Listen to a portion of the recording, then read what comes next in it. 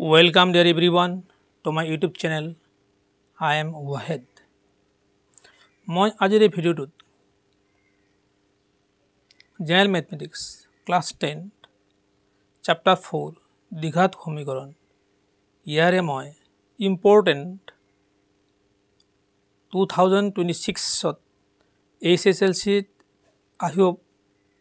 আহিব পৰা সম্ভাৱ্য MCQ অৰ্থাৎ মাল্টিপল চইচ কুৱেশ্যন মই তোমাৰ লগত আলোচনা কৰিম। তোমালোকে অতি মনোযোগেৰে চাবা, নিশ্চয় তোমালোকৰ ক্লিয়াৰ হ'ব আৰু অতি ইজি হ'ব। চোৱা, তোমালোকে কুৱেশ্যন নম্বৰ 1 দ্বিঘাত সমীকৰণৰ আদৰ্শ ৰূপটো তোমালোকে নিশ্চয় জানা। এইটো তথাপি মই দিছোঁ option B ax square plus bx plus c equal to 0। এইটো হ'ল আদৰ্শ ৰূপ, standard form of quadratic equation. নিশ্চয় option B correct. Question number 2 তলৰ কোনটো দ্বিঘাত সমীকৰণ হয়? এইটো দ্বিঘাত সমীকৰণ হ'বই নোৱাৰে। এইটো হ'ব এইটো এক্স কিউব, এইটো 2x কিউব আছে, এক্স কিউব থাকি যাব। ইয়াত এক্স কিউব হ'ব আৰু ইয়াতে কি হ'ব 2x কিউব, গতিকে এক্স কিউবটো থাকি যাব, এইটো নহ'ব। গতিকে ইয়াত কি হ'ব a minus b whole square a square x square আৰু থাকিব, নিশ্চয় থাকিব। এইটো তোমাক চাবা, এইটো চাই ল'বা। মই তোমাক এইটো দিছোঁ, এইটো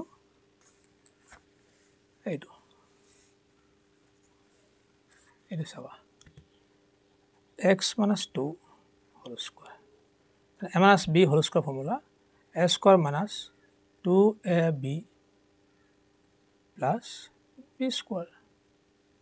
তেতিয়াহ'লে ইয়াত কি থাকিব? x স্কোৱাৰ থাকি যাব, বাকী যিয়ে নহওক এইটো থাকি যাব। এক্স স্কোৱাৰ থাকি গ'ল, কিন্তু ৰাইট ছাইডত এক্স স্কোৱাৰ নাই নহয়। 2ৰে এক্সক পূৰণ কৰি 2x হ'ব, গতিকে এইটো কি হ'ব? অপশ্যন বি কাৰেক্ট, দ্বিঘাত হ'ব। 3 নম্বৰ কুৱেশ্যনটো কি হ'ব? দ্বিঘাত সমীকৰণৰ মূল, ইয়াৰ এই দ্বিঘাত সমীকৰণৰ মূলটো কি হ'ব? তোমালোকে চাই ল'বা, এইটো কুৱেশ্যন নম্বৰ 3 চাই ল'বা। কুৱেশ্যন নম্বৰ 3টো চাই ল'বা।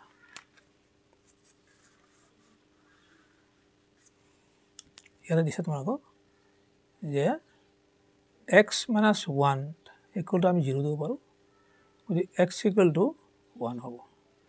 2x মাইনাছ 3 ইকুৱেল টু 0 হ'লে 2x ইকুৱেল টু 3 ইফালে যাব আৰু x হ'লে কি হ'ব? এতিয়া 3/2 হ'ব। 2টো এক্সৰ পূৰণ আছে, ইফালে কি হ'ব? হৰণ হ'ব। গতিকে এটা মান কি পালোঁ আমি? 1, আনটো কি পালোঁ? 3/2 পালোঁ। 1 3/2, option A correct, 1 3/2। X square minus 2x plus 1 equal to 0ৰ মূলবোৰ কি হ'ব? চাবা তোমালোকে, এইটো ধুনীয়াকৈ এইটো চাবা তোমালোকে।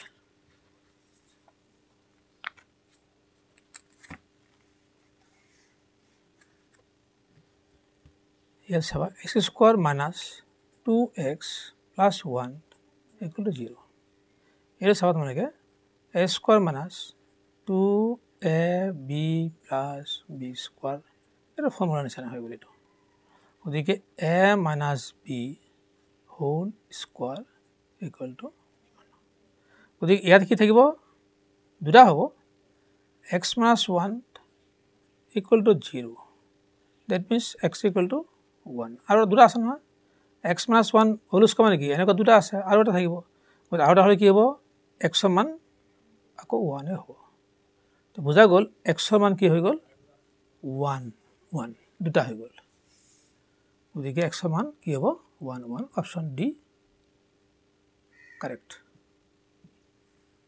কুৱেশ্যন নম্বৰ 5 চোৱা তোমালোকে, x square plus bx plus c equal to 0ৰ স্পষ্ট বাস্তৱ মূল আছে যদি, স্পষ্ট বাস্তৱ মূল আছে।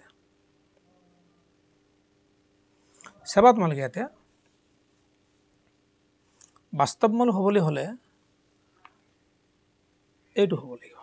চাবা তোমালোকে, বাস্তৱ মূল হ'বলৈ হ'লে এইটো হ'ল বিবেচিকা বা ভেদ নিৰূপকটো এনেকুৱা হ'ব লাগিব, b স্কোৱাৰ মাইনাছ 4ac এইটো হ'ব কি?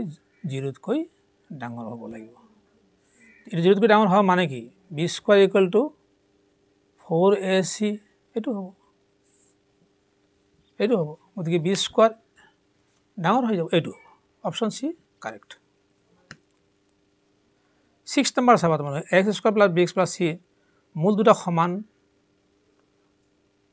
ইমানৰ দুটা সমান বাস্তৱ মূল আছে যদি সমান বাস্তৱ মূল সমান হ'বলৈ হলে তোমালোকে কি হ'ব যায় লাগিব এটো হ'ব লাগিব ভেদ নিৰূপক এটো হ'ল ভেদ নিৰূপক চাবা তোমালোকে এটো হ'ব ভেদ নিৰূপক এই ভেদ নিৰূপকটো কি হ'ব লাগিব সমান হলে এটো 0 হ'ব লাগিব 0 হ'বলৈ হলে কি হ'ব b square equal to 4ac হ'ব পাৰে বা এটো হ'ব পাৰে এটো হ'ব পাৰে দুটা অপচন থাকিব পাৰে গতিকে আমাৰ কি হ'ব কি এটো b square equal to minus b square equal to 4ac এই অপচনটো কাৰেক্ট বাস্তৱ মূল থাকিলে x square plus bx plus c equal to 0 বাস্তৱ মূল নাথাকে যদি বাস্তৱ